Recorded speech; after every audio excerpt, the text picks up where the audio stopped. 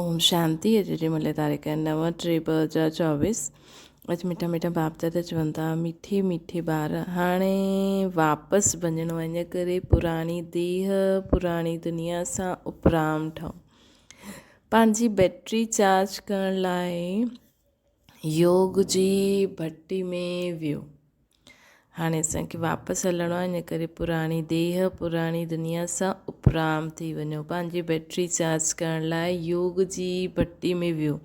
प्रश्न आहे, योग में बाप जी पूरी करंट कंहिं ॿारनि खे मिलंदी आहे? उत्तर आहे, जंहिंजी बुद्धि ॿाहिरि में न भटकदी आहे, पंहिंजी खे आत्मा सम्झी बाप जी यादि में रहंदा आहिनि, उन्हनि खे बाप जी करंट मिलंदी आहे। बाप ॿारनि खे सकाश ॾींदा आहिनि। ॿारनि जो कमु आहे बाप जी करंट खे कैच करणु, छो जी हुन करंट सां ई आत्मा रूपी बैटरी चार्ज थींदी आहे, ताक़त ईंदी आहे, विक्रम विनाश थींदा आहिनि। हिन खे ई योग जी अग्नि चइबो आहे। हिन जो असांखे पूरो अभ्यास करिणो आहे।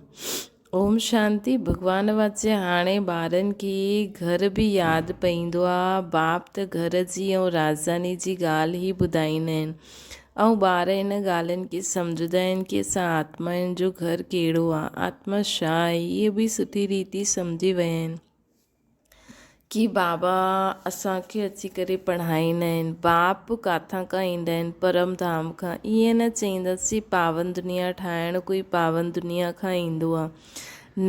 बाप चईंदा आहिनि मां सत्युगी पावन दुनिया में न ईंदो आहे, मां त घर खां ईंदो आहे। जंहिं घर सां तव्हां ॿार बि आया आहियो हिते पाठ वॼाइण लाइ, मां बि ड्रामा अनुसार 5000 वर्ष पोइ घर खां ईंदो आहे। मां रहंदो ई घर में परम धाम में आहियां। बाप सम्झाईंदा बि ईअं आहिनि जीअं बाप शहर खां आया आहिनि। चईंदा आहिनि मां जीअं तव्हां आया आहियो पाठ वॼाइण, असां बि उतां खां आया आहियूं पाठ वॼाइण। ड्रामा अनुसार आयो आहे न, तव्हां बि ड्रामा अनुसार आया आहियो। मां नॉलेजफुल आहियां, सभु ॻाल्हियुनि खे ॼाणंदो आहियां ड्रामा जे प्लान अनुसार।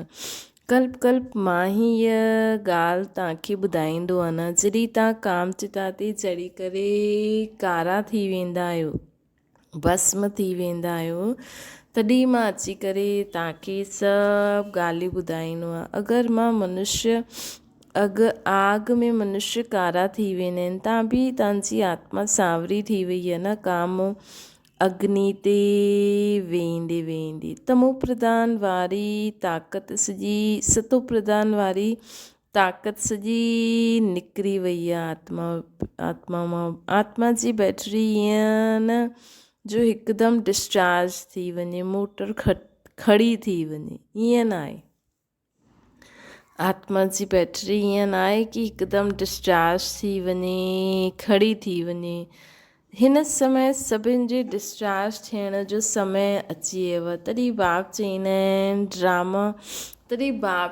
आहिनि ड्रामा अनुसार मां ईंदो आहियां। जो आदि सनातन देवी देवता धर्म जा आहिनि, उन्हनि जी बैटरी चार्ज थींदी आहे।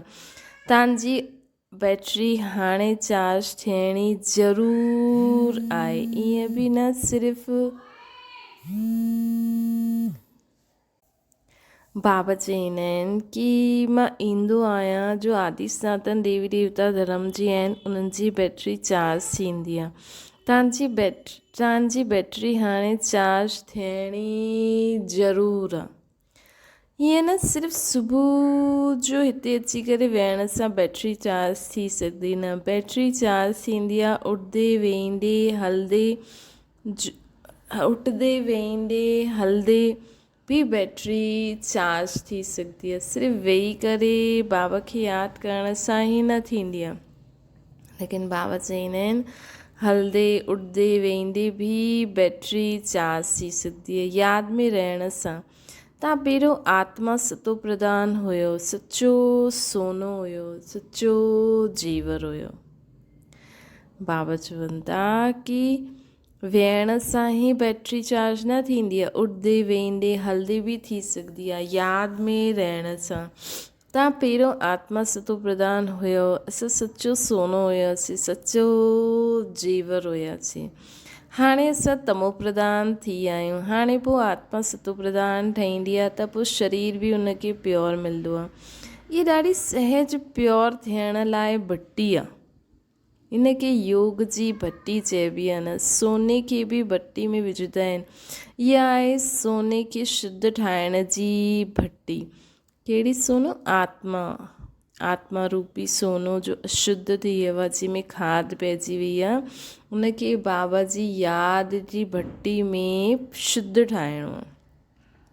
बाप खे यादि करण जी भट्टी। प्योर त ज़रूरु ठहिणो आहे। यादि न कंदा त एतिरो प्योर न थींदो। पोइ हिसाबु किताबु चुकतो करिणो पवंदो न। छो जी क़यामत जो समय आहे। सभिनि खे घर ज़रूरु हलणो आहे। बुद्धि में घर जी यादि वेठी आहे न, ॿियो कंहिंजी बि बुद्धि में न हूंदो। इहे ब्रह्म खे ईश्वर चई ॾींदा आहिनि, उनखे घर न सम्झंदा आहिनि। दुनिया में कई आत्मायूं जेके बाबा चईंदा आहिनि सन्यासी धर्म जी आत्मायूं, त असां उन्हनि खे बि आत्माउनि जे रूप में यादि करूं। भई इहे आत्मायूं ब्रह्म खे ई घर सम्झी वेठियूं आहिनि, लेकिन ब्रह्म खे ई भॻवानु सम्झी वेठियूं आहिनि, ईश्वर। लेकिन ब्रह्म त रहण जो स्थान आहे, घर न सम्झंदा आहिनि। तव्हां हिन बेहद जे ड्रामा जा एक्टर्स आहियो। ड्रामा खे त तव्हां सुठी रीति ॼाणे विया आहियो न। बाप सम्झायो अथई हाणे 84 जो चकर पूरो थींदो आहे, हाणे घर हलणो आहे न। आत्मा जॾहिं पतित आहे, आत्मा हाणे पतित आहे, इन करे घर वञण जे लाइ बाबा खे पुकारंदी आहे। बाबा अची करे पावन ठाहियो, न त असां वञी न सघंदासीं। बाप ई वेई इहे ॻाल्हियूं ॿारनि खे सम्झाईंदा आहिनि। इहे बि ॿार सम्झी विया आहिनि जॾहिं उन्हनि खे तॾहिं उन्हनि खे पिता चईंदा आहिनि। टीचर बि चईंदा आहिनि। मनुष्य त श्री कृष्ण खे टीचर सम्झी वेंदा आहिनि। तव्हां ॿार सम्झंदा आहियो श्री कृष्ण त ख़ुदि पढ़ंदो आहे। असां ॿार सम्झंदा आहियूं श्री कृष्ण जी आत्मा त ख़ुदि ई पढ़े थी। श्री कृष्ण जी आत्मा हाणे बि पढ़े थी। श्री कृष्ण जो पद पाइण लाइ सतयुग में बि पढ़ंदी। भाषा त पढ़ंदी न। मनुष्य त श्री कृष्ण खे टीचर सम्झंदा आहिनि। तव्हां ॿार सम्झंदा आहियो श्री कृष्ण त ख़ुदि पढ़ंदो हुयो सतयुग में। श्री कृष्ण कॾहिं टीचर ठहियो न। ईअं न पढ़ी करे पोइ टीचर ठहियो। श्री कृष्ण जे बचपन खां वठी करे वॾेपन ताईं जी कहानी तव्हां ॿार ई ॼाणंदा आहियो। मनुष्य त श्री कृष्ण खे भॻवानु सम्झी करे चई ॾींदा आहिनि, जाते ॾिसो कृष्ण ई कृष्ण। भक्त बाबा चवंदा, राम जा भक्त चईंदा, जाते ॾिसो राम ई राम। धागो सुत ई मुंझी वियो आहे, धागो ई मुंझी वियो आहे। तव्हां हाणे ॼाणंदा आहियो भारत जो प्राचीन योग ऐं ज्ञान मशहूरु आहे न। ज्ञान ऐं योग मशहूरु आहे। मनुष्य कुझु बि न ॼाणंदा आहिनि। ज्ञान सागर त हिकु बाप आहे, उहो तव्हां ॿारनि खे ज्ञान ॾींदा आहिनि। तव्हांखे बि मास्टर ज्ञान सागर चईंदा आहिनि, परंतु नंबरवार पुरुषार्थ अनुसार सागर चऊं या नदी चऊं, तव्हां आहियो ज्ञान गंगायूं। हिन में बि मनुष्य मुंझंदा आहिनि। मास्टर ज्ञान सागर चइणु बिल्कुलु ठीकु आहे। बाप ॿारनि खे पढ़ाईंदा आहिनि त बाबा आहे ज्ञान सागर ऐं असां आहियूं मास्टर ज्ञान सागर। छो जो असां हर ॻाल्हि खे अनुभव कंदा आहियूं न। बाप ॿारनि खे पढ़ाईंदा आहिनि। मेल फीमेल जी ॻाल्हि न आहे, हिते वरसो आत्माउनि खे वठिणो आहे। इन करे बाप चईंदा आहिनि देही अभिमानी ठहूं। जीअं मां परमात्मा ज्ञान जा सागर, तव्हां बि मास्टर ज्ञान जा सागर थिया न। मूंखे परम पिता परमात्मा चइबो आहे न। मुंहिंजी ड्यूटी सभिनि खां ऊची आहे। राजा रानी जी ड्यूटी बि सभिनि खां ऊची हूंदी आहे न, तव्हांजी बि ऊची रखी आहे। हिते तव्हां ॼाणंदा असां आत्मायूं पढ़ंदा आहियूं न, परमात्मा असांखे पढ़ाईंदा आहिनि। हिन करे देही अभिमानी ठहो। सभु ब्रदर्स थी वेंदा आहिनि न। बाप केतिरी महिनत कंदा आहिनि, बाप केतिरी महिनत कंदा आहिनि। हाणे तव्हां आत्मायूं ज्ञान वठो थियूं न।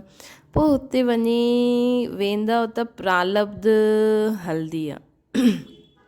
हाणे असां आत्मा जो ज्ञान था वठूं, पोइ हुते हली करे असांखे प्रालब्ध मिलंदी। हुते सभिनि जी ब्रदरली प्रेम रहंदो आहे। हुते सभिनि जो ब्रदरली प्रेम रहंदो आहे। बाबा चवनि था हिते असां सभु ब्रदर्स आहियूं। बाप केतिरी महिनत कंदा आहिनि। हाणे तव्हां आत्मा जो ज्ञान वठो था, पोइ हुते त प्रालब्ध हलंदी, हुते सभु ब्रदरली प्रेम रहंदो आहे। ब्रदरली प्रेम ॾाढो सुठो खपे कि कंहिंजो रिगार्ड ॾियणु, कंहिंखे न ॾियणु, ईअं न। उहो माण्हू चवंदा आहिनि हिंदू मुस्लिम भाउ भाउ, परंतु हिकु ॿ खे उहो रिगार्ड न ॾींदा आहिनि। भाउ भेण न, भाउ भाउ चइनि ठीकु आहे, ब्रदरहुड। आत्मा हिते पाठ वॼाइण आई आहे, हुते बि भाउ भाउ थी करे रहंदी आहे। घर में ज़रूरु सभु भाउ भाउ थी करे रहंदा न। भाउ भेण इहे चोलो त हिते छॾिणो पवंदो आहे न। भाउ भाउ जो ज्ञान बाप ई अची करे ॾींदा आहिनि। आत्मा भ्रुकुटी जे विच में रहंदी आहे न। आत्मा भ्रुकुटी जे विच में रहंदी आहे। तव्हांखे बि नज़र हुते विझणी पए। असां आत्मा जो शरीर रूपी तख़्त ते वेठा आहियूं न। इहा आत्मा जो सिंघासन आहे, व अकाल तख़्त आहे। इहा आत्मा जो सिंघासन व अकाल तख़्त आहे। हिते आत्मा वेठी आहे। आत्मा खे कॾहिं काल न खाई सघंदो आहे। सभिनि जो तख़्त इहा आहे भ्रुकुटी जे विच में।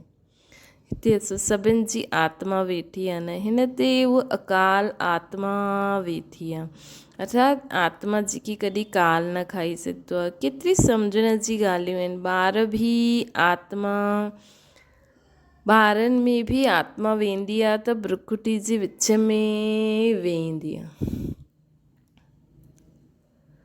ॿारनि में बि आत्मा वेंदी आहे त भ्रुकुटी जे विच में वेंदी आहे, त नंढो तख़्त पोइ वॾो थी वेंदो आहे।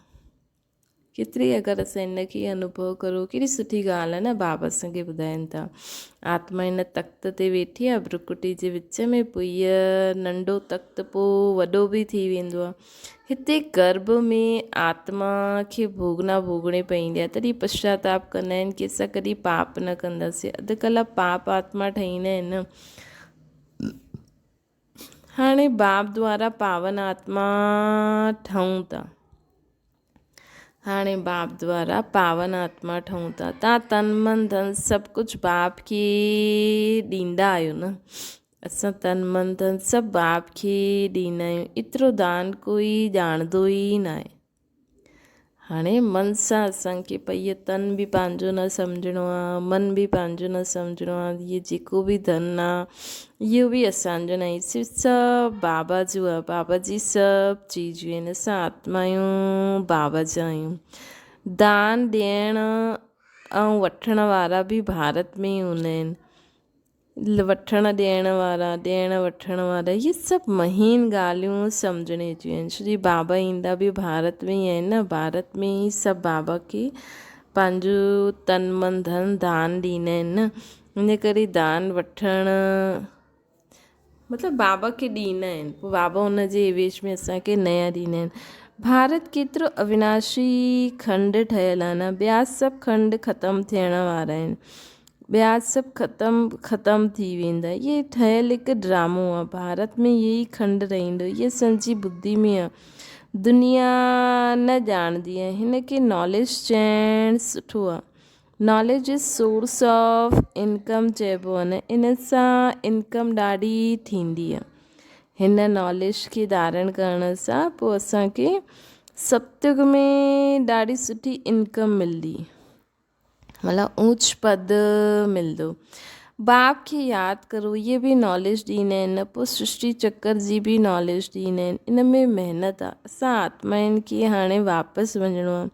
इन करे हिन पुराणी दुनिया ऐं पुराणे शरीर सां सदा उपराम रहो। देह सहित जो कुझु ॾिसंदा आहियो सभु ख़लास थियणो आहे। हाणे असां ट्रांसफर थींदा आहियूं। इहे त बाप ई ॿुधाए सघंदा आहिनि। इहे ॾाढो वॾो इम्तिहान आहे। असांजे इम्तिहान में छा आहे कि असांखे ज्ञान ॿुधी ॿुधी करे सभिनि सां नशो मुंहुं ठाहिणो आहे ऐं बसि इहे ई यादि रहे मां आत्मा ऐं बाबा। अंत में बसि असांखे कुझु बि यादि न रहे, एॾो शोर शराबो थींदो रहे कुझु बि, लेकिन असांखे अंत घड़ी बसि इहे ई यादि रहे मां आत्मा आहियां ऐं मुंहिंजो बाबा आहे। बसि मां आत्मा बाबा सां गॾु पहुची वियमि परम धाम में। ये ॾाढो वॾो इम्तिहान आहे जो बाप ई पढ़ाईंदा आहिनि। इन में किताब आदि जी दरकार न आहे, हिन में त बुद्धि सां सभु कुझु भुलिजणो आहे। बुद्धि में बसि हिकु बाप ऐं यादि रहे। बाप 84 जो चक्कर सम्झाए ॾींदा आहिनि। ड्रामा जी ड्यूरेशन खे त कोई ॼाणंदो न आहे, घोर अंधियारे में आहिनि। तव्हां हाणे जॻिया आहियो, मनुष्य त जॻंदा ई न आहिनि। केतिरी तव्हां महिनत कंदा आहियो, विश्वास न कंदा आहिनि कि भॻवानु अची करे हिननि खे पढ़ाईंदा आहिनि। ज़रूरु कोई में त ईंदा न। हाणे बाप आत्माउनि खे राय ॾींदो आहे ईअं करो त मनुष्य सम्झनि। तव्हांजे लाइ त सहज आहे, नंबरवार त आहे न। स्कूल में बि नंबरवार हूंदा आहिनि, पढ़ाई में बि नंबरवार हूंदा आहिनि। हिन पढ़ाई सां वॾी राज जी स्थापना थिए थी। पुरुषार्थ अहिड़ो करिणो आहे जो असां राजा ठहूं। हिन समय तव्हां पुरुषार्थ कंदा आहियो, उहो कल्पांतर कंदा रहंदा आहिनि। हिन समय जो पुरुषार्थ कंदा आहिनि न, उहा हर कल्प ईअं ई कंदा आहिनि। इनखे ईश्वरीय लॉटरी चइबो आहे कि थोरी कंहिंखे वॾी लॉटरी मिलंदी आहे।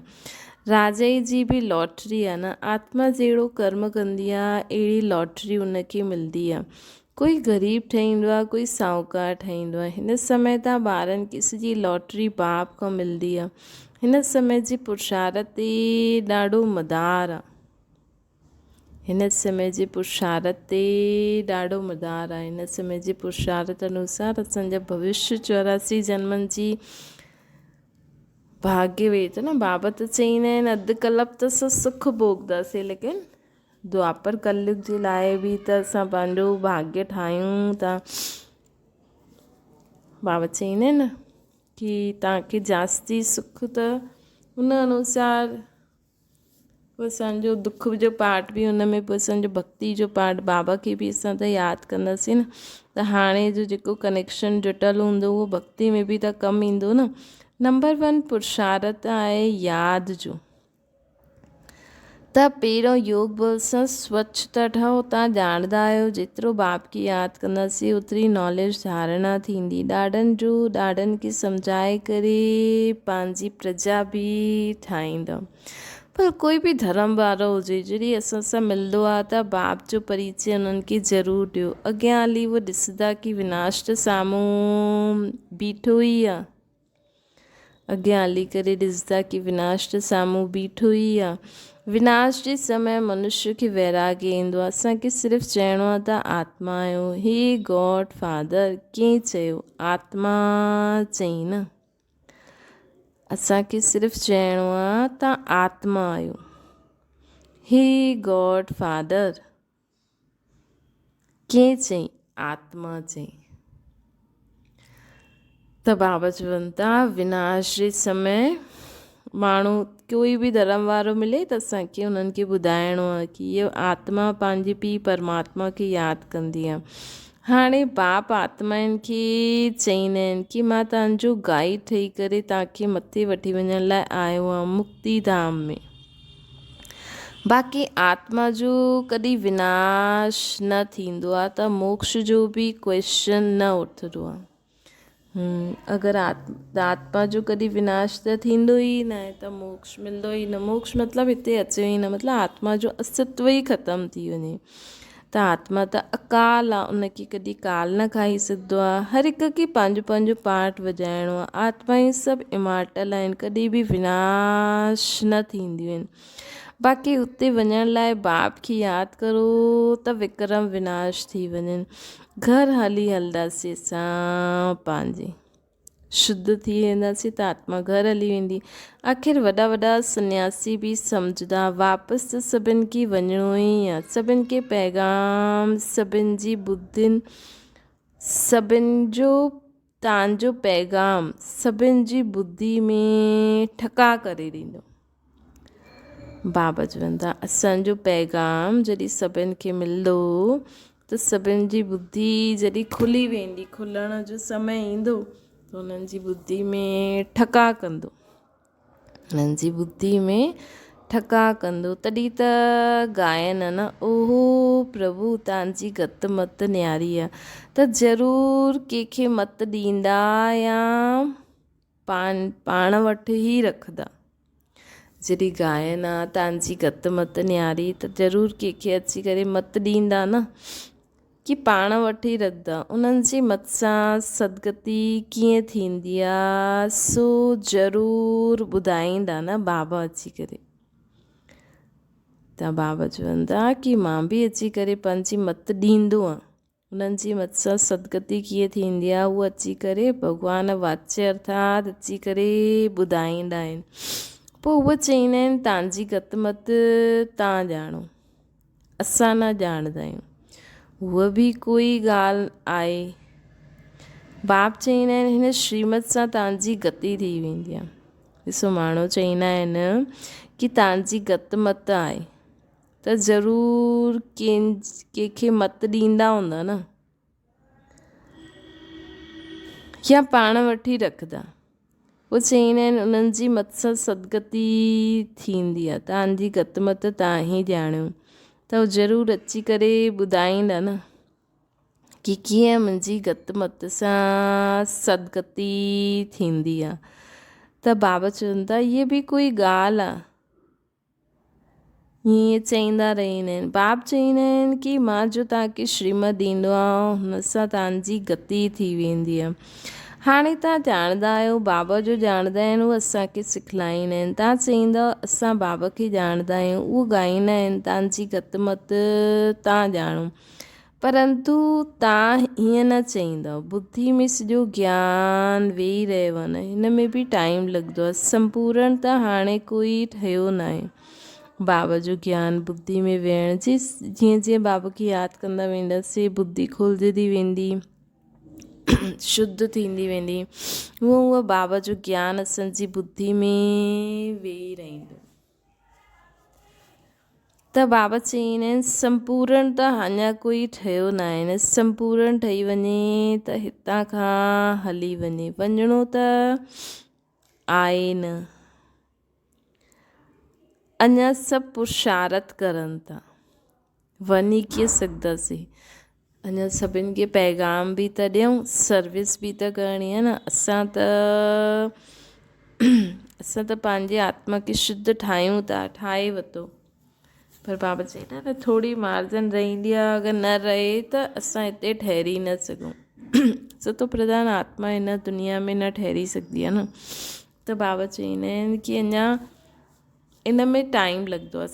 सतो प्रधान ठही वञे त हली वञे, अञा त न वञिणो आहे। अञा त सभु पुरुषारत करनि था न, बाबा त असांखे ॾींदा आहिनि।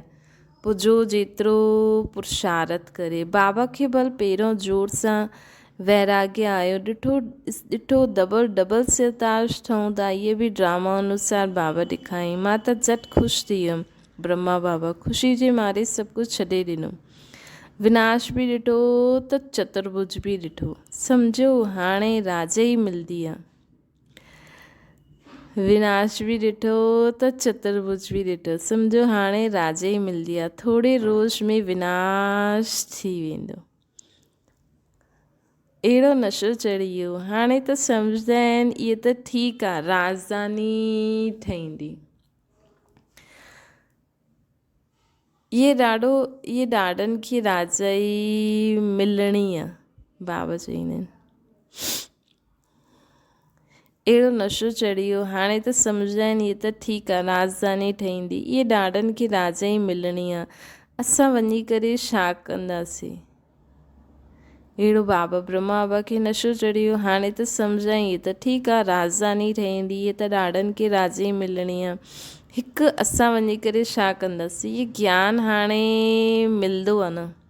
पहिरियों ख़ुशी जो पारो चढ़ियो, पुरुषारत त सभिनि खे करिणो ई आहे। तव्हां पुरुषारत जे लाइ वेठा आहियो, सुबुह जो यादि में वेहींदा, इहे वेहण बि सुठो आहे। ॼाणंदा आहियो बाबा आया आहिनि, बाबा आया या दादा आयो, इहे त गुड़ ॼाणे गुड़ जी गोथरी ॼाणे, इहे त गुण ॼाणे गुड़ जी गोथरी ॼाणे। हिकु हिकु ॿार खे ॾिसंदा रहंदा आहिनि, हिकु हिकु खे वेही सकाश ॾींदा आहिनि। योग जी अग्नि आहे न, योग अग्नि सां उन्हनि जे विक्रम भस्म थी वेंदा, जीअं की वेही करे लाइट ॾींदा आहिनि। हिकु हिकु आत्मा खे सर्च लाइट ॾींदा आहिनि, हिकु हिकु आत्मा खे सर्च लाइट ॾींदा आहिनि। जीअं बाप चवंदा आहिनि, मां हर हिकु आत्मा खे वेही करणु ॾींदो आहे त ताक़त भरिजी वेंदी आहे।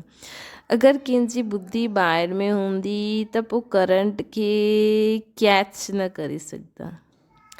अगरि कंहिंजी बुद्धि ॿाहिरि में हूंदी त करंट खे कैच न करे सघंदा। बुद्धि किथे न किथे भटकदी रहंदी आहे, उनखे मिलंदो बि पोइ छा। चवंदा आहिनि मिठड़ा गुड़ त घुराए, तव्हां प्यारु कंदव त प्यारु पाईंदव। असां बाबा खे प्यारु कंदासीं त बाबा जो प्यार बि पाईंदासीं, ऐं बाबा खे यादि कंदासीं त आत्मा सतो प्रधान शुद्ध बि थींदी वेंदी, आत्मा जा विक्रम बि विनाश थी वेंदा, दैवी गुणनि जी बि धारणा थी वेंदी, पोइ राजाई बि मिली वेंदी। बुद्धि ॿाहिरि भटकदी रहंदी त बैटरी चार्ज न थींदी आहे। बाप बैटरी चार्ज करणु ईंदा आहिनि, उन्हनि जो फ़र्ज़ु आहे सर्विस करणु। ॿार सर्विस स्वीकार कंदा आहिनि व न, इहे त उन्हनि जी आत्मा ॼाणे। बाबा जो त फ़र्ज़ु आहे ॿारनि जी सर्विस करणु। हाणे ॿार सर्विस करणु ईंदा या न ईंदा आहिनि, इहे त उन्हनि जी आत्मा ॼाणे। सो बाबा असांजी सर्विस करणु ईंदा आहिनि, लेकिन असां स्वीकार करूं न करूं इहे त असां ई ॼाणूं। कंहिं ख़्यालात में वेठा आहिनि, इहे त सभु ॻाल्हियूं बाप सम्झाईंदा आहिनि। मां बि परमात्मा आहियां, मूंखे मुंहिंजी बैटरी सां गॾु योग लॻाईंदा आहियो न, मां बि सकाश ॾींदो आहियां, ॾाढो प्यार सां हिकु हिकु खे सकाश ॾींदो आहियां। तव्हां त वेंदा आहियो बाप खे यादि करणु, तव्हां त वेंदा आहियो बाप खे यादि करणु। बाबा चवंदा आहिनि मां हिकु हिकु आत्मा खे सकाश ॾींदो आहियां। बाबा असां त बाबा खे यादि करणु वेंदा आहियूं, बाबा त असां हिकु हिकु खे सकाश ॾींदा आहिनि। साम्हूं वेही लाइट ॾींदो आहे न, तव्हां त ईअं न कंदव। जो पकड़ण वारा हूंदा उहो पकड़ंदा। बाबा चवंदा आहिनि मां हिकु हिकु आत्मा खे सकाश ॾींदो आहे, साम्हूं वेही ॿारनि खे लाइट ॾींदो आहे। बाबा साम्हूं वेही असां आत्माउनि खे लाइट ॾींदा आहिनि, तव्हां त हीअं न कंदव न। जो पकड़ण वारा हूंदा उहो बाबा जी लाइट खे पकड़ंदा, जो पकड़ण वारा हूंदा उहो बाबा जी लाइट खे पकड़ंदा ऐं उन्हनि जी बैटरी चार्ज थींदी। बाबा दिन प्रतिदिन युक्तियूं त ॿुधाईंदा रहंदा आहिनि, बाक़ी सम्झो न सम्झो इहे त नंबरवार स्टूडेंट ते मदार आहे। बाक़ी सम्झो न सम्झो इहे त नंबरवार स्टूडेंट ते मदार आहे।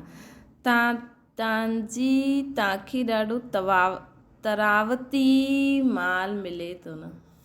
बाबा चवंदा आहिनि तव्हांखे मां ॾाढो तरावती माल ॾियां थो।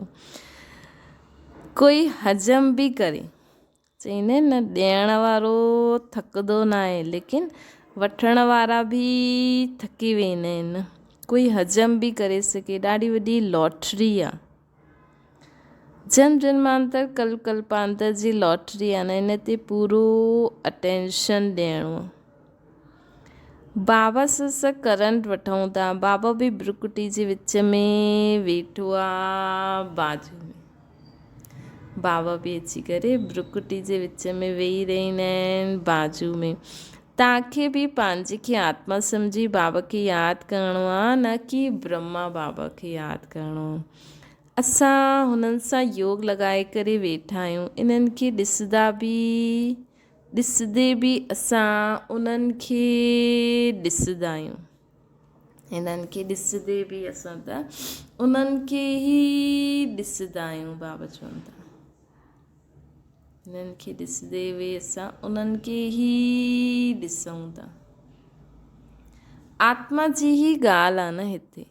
बाबा चईंदा आहिनि हिते असांखे ख़ुदि खे आत्मा सम्झी करे बाबा खे यादि करिणो।